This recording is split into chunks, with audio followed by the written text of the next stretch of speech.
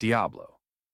The Diablo world is locked in an endless war between heaven and hell, but humans are the battlefield.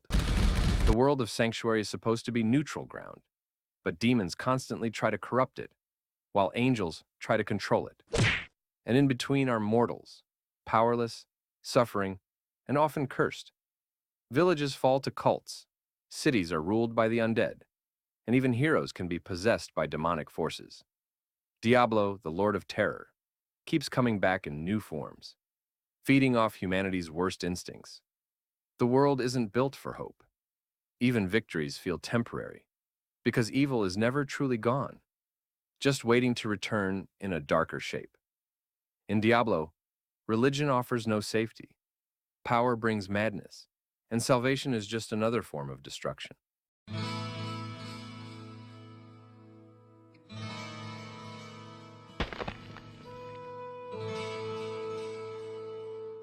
Bioshock.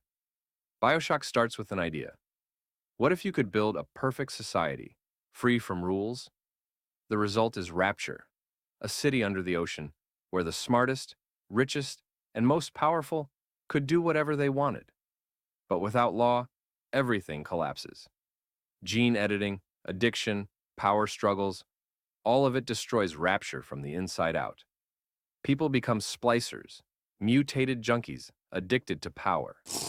Children are turned into little sisters, harvesting corpses under the watch of big daddies. And your role as the player? You think you have freedom until you learn you were manipulated from the start. The city is beautiful, broken, and deeply human. A failed utopia that proves freedom without ethics always leads to ruin.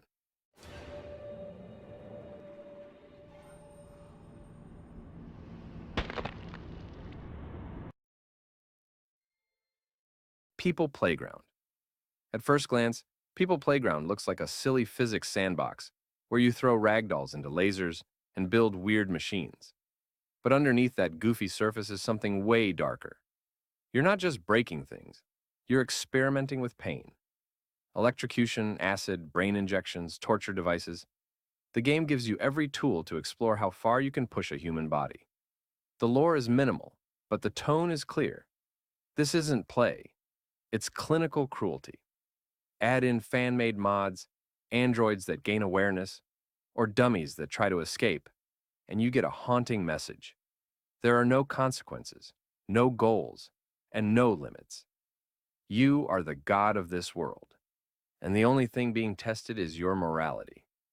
It's not a story-driven horror game, but the horror is there, in you.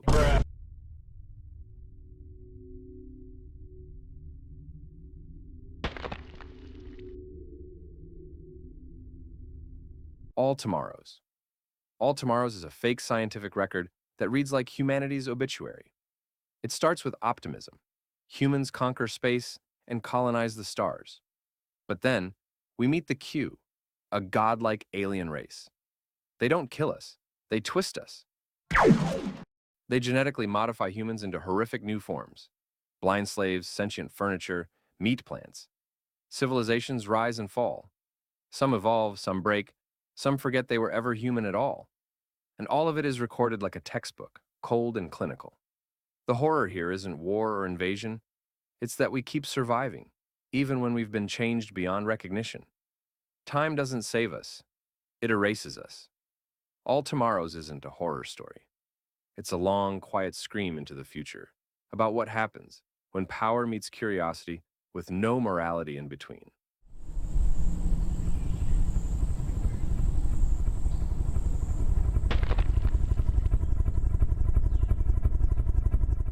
Bloodborne.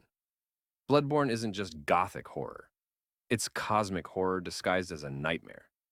You arrive in Yharnam, a city where blood is everything, medicine, religion, and curse. People are turning into beasts, and your job is to hunt them. But the deeper you go, the more you realize. It's not disease, it's revelation. The blood is tied to ancient alien gods buried deep beneath the city.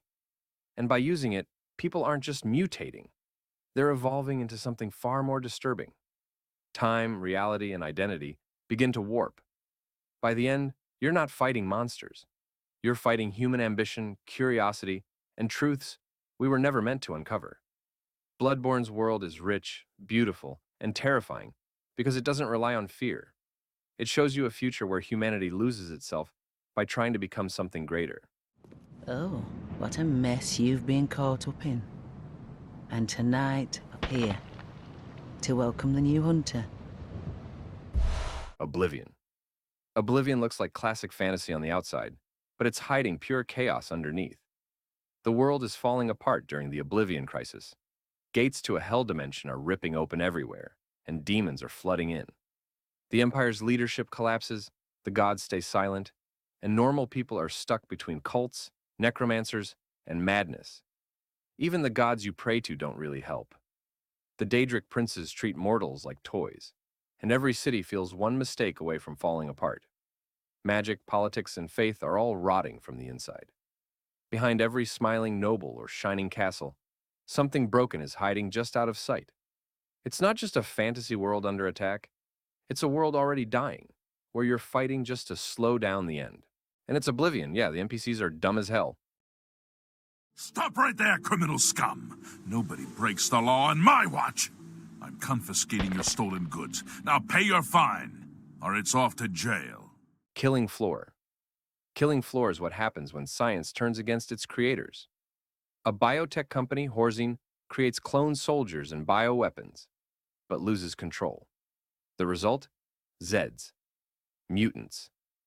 Screaming, flesh-twisted monsters flood the streets of London, and it's up to ragtag squads of mercenaries, survivors, and ex-military to hold them back. The game's tone is relentless. Heavy metal, neon gore, gas masks, and chaos.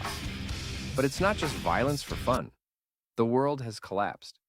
There's no central government, no cure, no one to trust.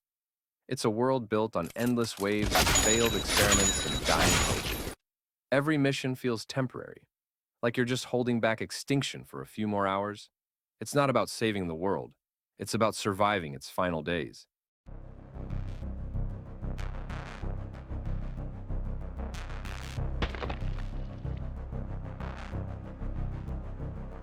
Wolfenstein?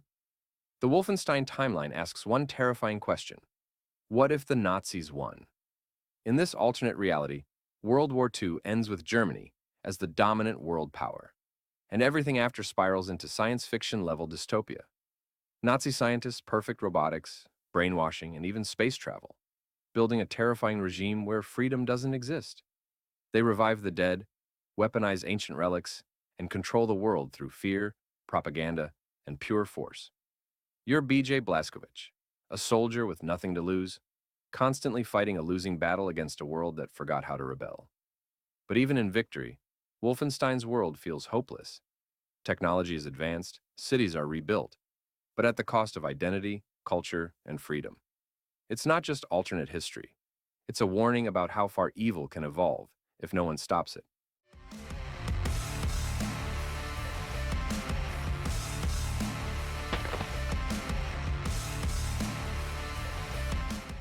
Thanks for watching. See you next time. Bye-bye.